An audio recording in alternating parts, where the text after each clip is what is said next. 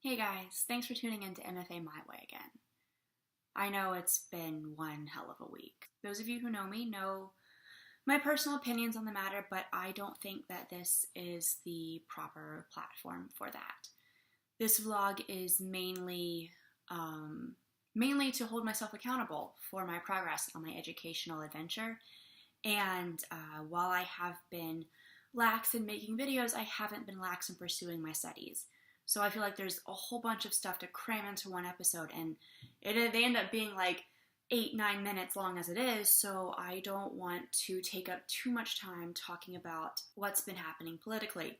At the same time, as an artist, I feel like it's my duty to say something. We are often mirrors for society for what's going on, so what I'm going to say is simply to encourage you, whoever you are, whatever background you have, to live with love.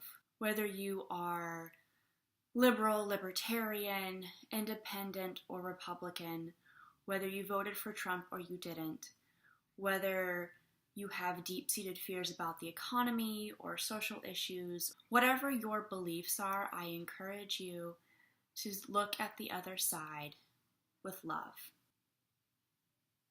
And it's really freaking hard to do. If you're protesting, protest peacefully. That's all I have to ask. Anyway, moving on. What has happened? A lot's happened, actually, for me. I guess a lot. I finished that Shakespeare class with the Shakespeare Forum.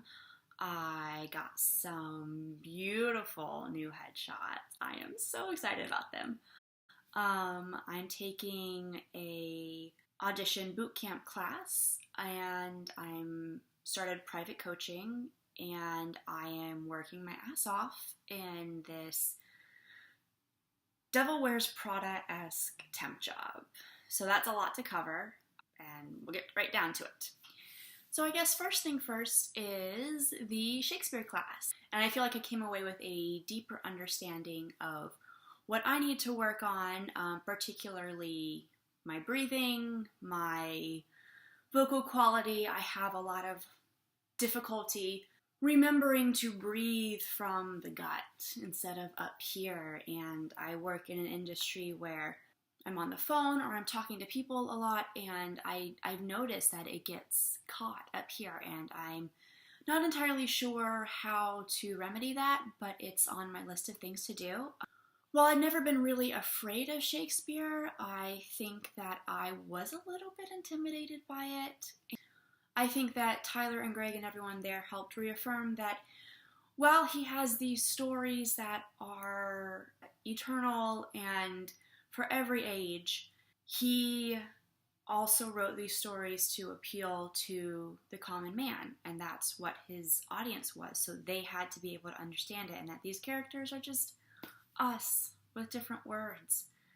We have the exact same emotions, we just have to tap into them. What's interesting is that I mentioned that I started private coaching with this guy who's his name's Christopher Gurr. I got his name from kind of crowdsourcing private coaches on Audition Update, and I did one of my monologues for him, and he said, "You have a very clear through line. You know what you're talking about. I can see the emotions on your face. All those things are excellent." It's a very contemporary interpretation of Shakespeare, and I wonder if we can help give you two sides to that, so you can keep your contemporary interpretation, you can keep it you, but I wonder if we can formalize it a little bit, if we can kind of make it more classical in what you're doing. Especially because the character is Portia in Merchant of Venice, and she's talking about class and sex and things like that, and it's important to be able to know your audience, to know who you're auditioning for, and what style they may prefer. So to go back to the private coaching bit, I'm starting it because I'm working for a very high net worth individual at the moment, and making enough money to be able to afford a little boost in my education, and I thought that, I've been doing classes and classes and classes, and they help, but maybe I want somebody who can focus on me for just a little bit. I chose this guy, Christopher, after looking at his website, a personal recommendation. We get along great. I'm really looking forward to working with him. And he identified, after one session, like everything I've been told in my classes I need to work on and some other things. And he noticed that I am lacking certain styles or eras in my audition portfolio. And we're going to bring in some Shaw, some Chekhov, maybe a restoration piece, maybe another comedic piece, and then get all of those audition ready. So this job that I'm doing is allowing me to make a lot of money, but I've also found that it doesn't give me a whole lot of free time. But I have been packing my free time, my evenings, whatever, with classes and things like that, including an audition boot camp, which is at the Matt Newton studio again, with a different teacher this time. Her name's Dina. She has a very different style from Blair, and I find that I actually like it. $260 for 2.5 hours a week, so that's what, 8, 9, 10, that's like $26 an hour. It's nothing. And I find that I'm already learning about, how to look at the script for clues, approach things differently. We focused on co-starring roles. So if I had a character that was, say, like a friend with the victim and is able to give the detectives crucial clues regarding how to solve the case, like I could go in there and make really great decisions regarding that type of thing. I'm curious to see what the next couple of weeks will bring.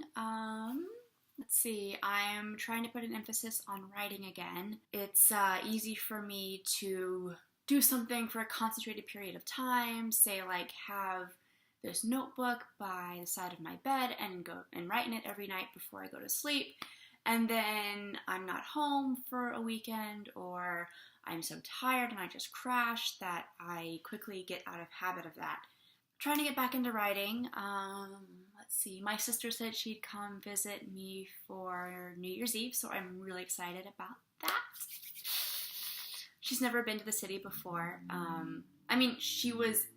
She came to visit when we were looking at colleges for me, but she hasn't been to visit me here since I've actually lived here, so I am very eager to show her the New York that I know. On that note, I hope that you are doing something for yourself, something that makes you happy, something that maybe helps others, staying healthy, mentally, physically, and emotionally, and have a great week, and I will talk to y'all in like a month or so if we're going to be honest. It's probably a month, maybe 2. All right, bye.